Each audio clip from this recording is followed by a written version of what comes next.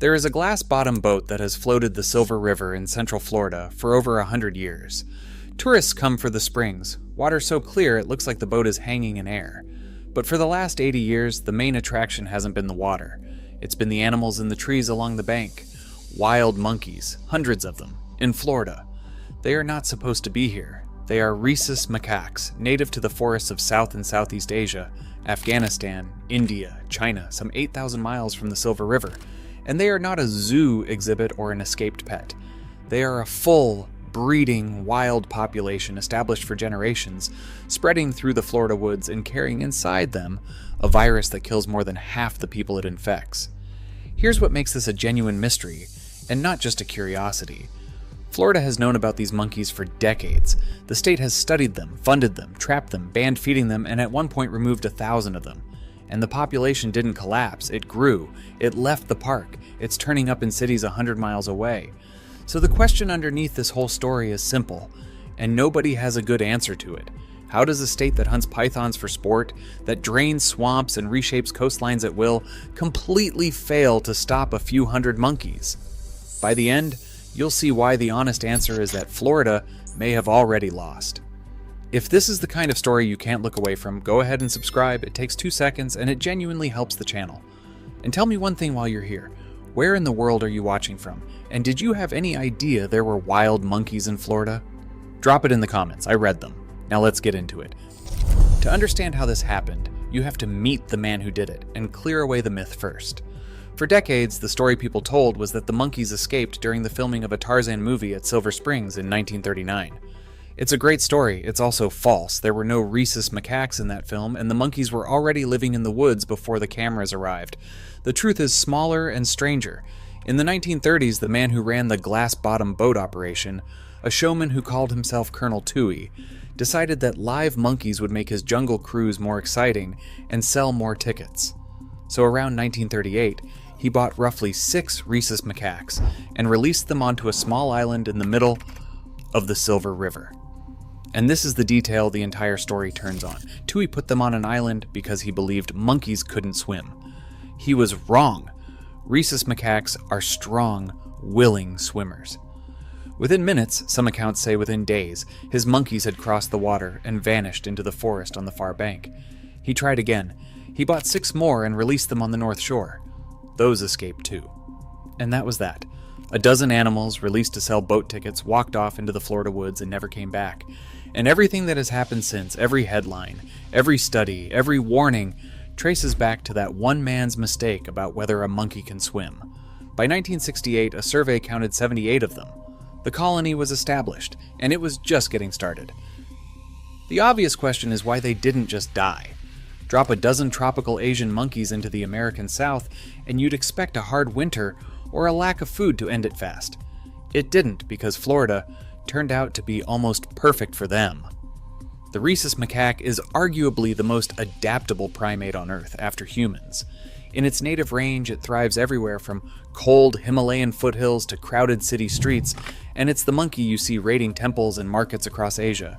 It eats almost anything: leaves, fruit, seeds, insects, bird eggs, human garbage. It tolerates heat and cold, and it breeds reliably, producing close to a new generation every year. Central Florida handed it a subtropical forest laced with rivers, swamps, and springs, warm, wet, green year-round, thick with food, and with very few natural predators willing to take on a troop of monkeys. There was no jungle competition, no leopards, nothing that had evolved to hunt them here. So the population did what an adaptable species does when you drop it into an empty, friendly landscape. It grew. Slowly at first, then steadily, then fast enough to alarm the people whose job it was to watch it. For a long time, the monkeys were treated as a quirky local attraction. Then scientists took a hard look at what was inside them, and the story changed completely. Rhesus macaques are the natural host of a virus called herpes B, technically macaque herpes virus 1. In the monkey, it does almost nothing. Most infected macaques show no symptoms at all, the same way most people carry cold sore herpes without trouble. The monkey and the virus have lived together for millions of years. In a human being, it is one of the most lethal viruses you can catch from an animal. The numbers are stark. Human infection with herpes B is rare. only about 50 documented cases worldwide, almost all in lab workers bitten or scratched while handling captive macaques. But of those 50, 21 died. Untreated, herpes B attacks the nervous system and the brain, and roughly half of untreated infections end in fatal encephalitis. It is a coin flip virus. Now here's why that matters for a wild population in a public park. Researchers from the University of Florida tested the Silver Springs monkeys and found that around a quarter of them, by some measures up to 30%, carried herpes B, and they didn't just carry it. A 2018 study published by the CDC found that during the fall mating season, when the males grow aggressive and stressed, some of these macaques actively shed the virus in their saliva and other fluids. Shedding means transmissible. It means a bite, a scratch, or contact with the wrong fluid could, in theory, pass a virus that kills half the people it reaches. And the routes of exposure are exactly the ones a wild, food-habituated monkey creates. Herpes B spreads through bites, through scratches, and through contact with infected saliva, urine, or feces. Rhesus macaques are not tidy neighbors. A stressed or agitated monkey will fling waste, mark territory, and lunge at people who get between it and a free meal. A troop moving through a boardwalk, a picnic area, a riverbank where children swim, leaves exactly the kind of contaminated surfaces the virus can, in theory, travel on. To be clear and fair, there has never been a confirmed case of a person catching herpes B from a wild monkey in Florida or anywhere. Not one. But the state's own public health assessment landed on a sentence that should stop you. The presence of these monkeys must be considered a public health concern. A wild animal in a park where families picnic, carrying a virus with a 50% kill rate and actively shedding it in the fall. And these are not distant, shy animals keeping to the deep swamp. That's the other half of the danger. 80 years of tourists throwing food has produced monkeys with no fear of people at all. They approach, they beg, they climb on picnic tables and raid coolers. They've learned that humans mean food, and a bold, food-conditioned wild animal is a very different thing from a wild one that flees. The bite record is real. In the years around the early 1980s, state wildlife authorities logged 23 reports of macaques biting people in or near the park. More recently, the encounters have been dramatic enough to make the news. A troop of monkeys raiding a backyard deer feeder in Ocala, aggressive males cornering visitors on the boardwalks, footage of monkeys diving off the trees and cannonballing into the springs right where people swim. In 2018, the situation was serious enough that a section of Silver Springs was temporarily closed to the public because of aggressive monkeys. This is the collision the whole story has been building toward. You have a wild animal that carries a potentially fatal virus, that has completely lost its fear of humans, that has learned to associate people with food, living in one of the most popular state parks in Florida. Every element that would normally keep a dangerous wild animal and a family apart has been erased, one fed banana at a time. If you're still with me, hit subscribe because the next part is where Florida actually tried to fix this, and the way it failed is the reason the monkeys are still here. Keep going. So Florida tried to stop it, and this is where the story turns from a wildlife oddity into something genuinely hard. The population had climbed toward a peak of around 400 monkeys, and in 1984 the state launched a serious removal effort. Private trappers went in. Over the years that followed, they pulled roughly 1,000 macaques out of the Silver Springs population, captured, crated, and shipped out. On paper, that should have ended it. 1,000 animals removed from a population that peaked around 400 is more than the whole colony, several times over. And still, it didn't work. The monkeys that remained simply bred the number back up. Trappers who worked it said plainly that even after capturing hundreds, they didn't believe they'd made a serious dent. But the removal didn't just fail biologically, it collapsed politically, and that's the part that sealed the monkeys' future, because the trapped monkeys weren't being relocated to some sanctuary. Many were sold to a company that supplied animals to biomedical research labs. When the public found out that Florida's beloved, charming, tourist attraction monkeys were being rounded up and sold for experimentation, there was an outcry, national news coverage, tearful protests, enormous pressure, and the trapping program was shut down. That is the trap the state has been stuck in ever since. The two options that could actually work are both unacceptable to the public. Culling the monkeys, simply killing them, is politically impossible. These are charismatic primates that people adore, not pythons nobody mourns. And trapping them means either research labs or a fight nobody wants to have again. Sterilization, the humane middle path, is enormously expensive and slow. One wildlife official described it exactly: a lose-lose situation. So the state landed on the only option left. It banned feeding the monkeys, and then, in effect, it stopped. For years, there has been no active population control program at all.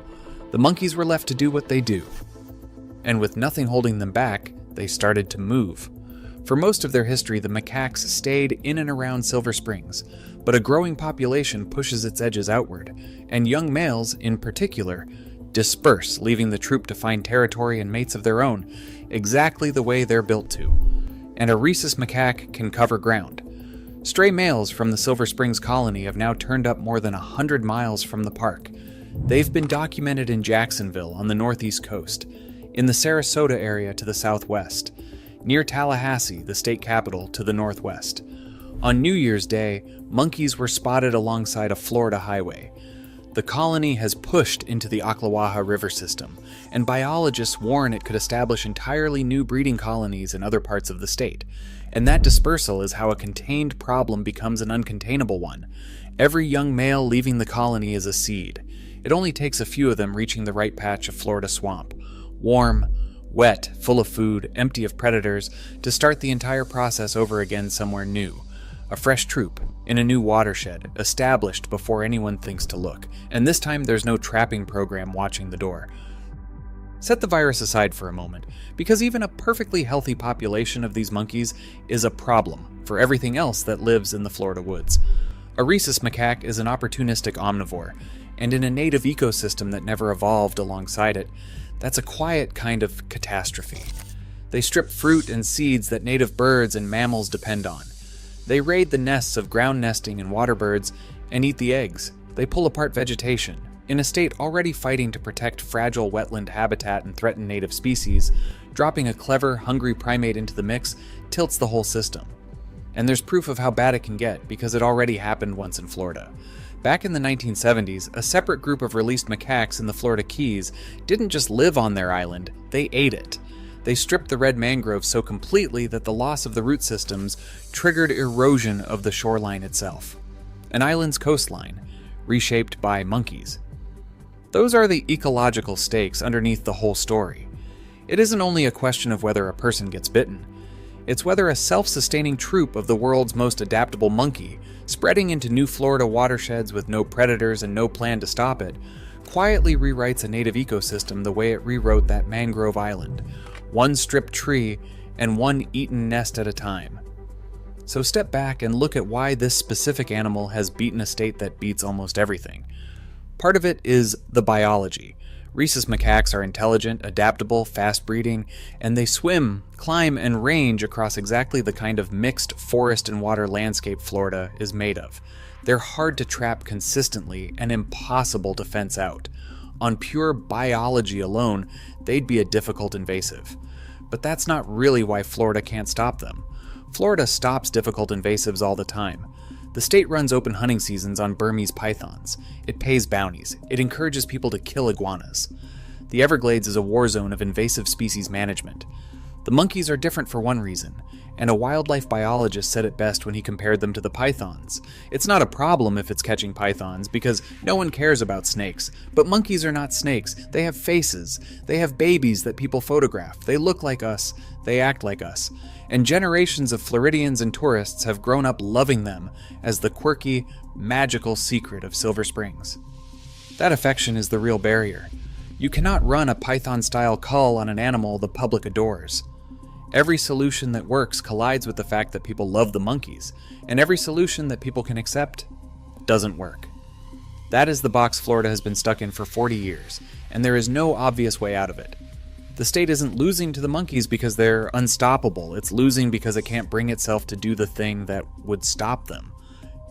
And so the numbers keep climbing, from a dozen escaped animals in the 1930s, to 78 by 1968, to a peak of 400 before the trapping, 1,000 removed, and still, today, estimates of the Silver Springs population run from around 200 to over 300, and researchers have projected it could double again if nothing is done. Each generation more accustomed to people, Each fall mating season, some fraction of them shedding a virus that kills half the humans it infects.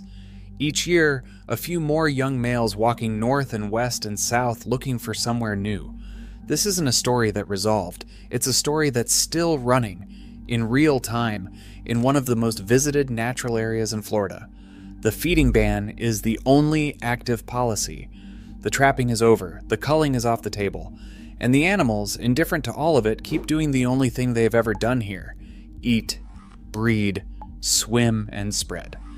Every few years the issue flares back into the news.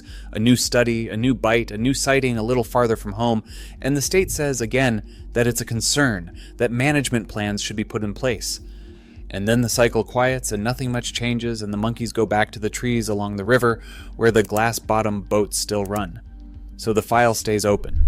We know exactly how it started: one showman, 6 monkeys, and a wrong guess about whether they could swim. We know what they carry, and we know it can kill. We know the state tried to stop them and couldn't, not because the monkeys were too clever, but because we were too fond of them. And we know they're still spreading, right now, into rivers and cities their ancestors never saw. What we don't know is how it ends. Whether a person will one day catch herpes B from a wild monkey along a Florida river. Whether a dispersing troop will take root in the Everglades or the Keys and do to a new place what the first monkeys did to those mangroves. Whether Florida will ever find a way to do the thing it can't quite bring itself to do. What is known is that the springs are still clear and the boats still run, and the monkeys are still there in the oaks along the bank, descendants of a dozen animals that were never supposed to leave a small island. That an entire wild population in the wrong hemisphere exists because of a single afternoon and a single wrong assumption. And that somewhere north of Silver Springs tonight, in a stretch of Florida woods where there have never been monkeys before, a young male is moving through the dark, looking for a river of his own, doing exactly what his kind has done in this state for 80 years, and what no one, so far, has found a way to stop.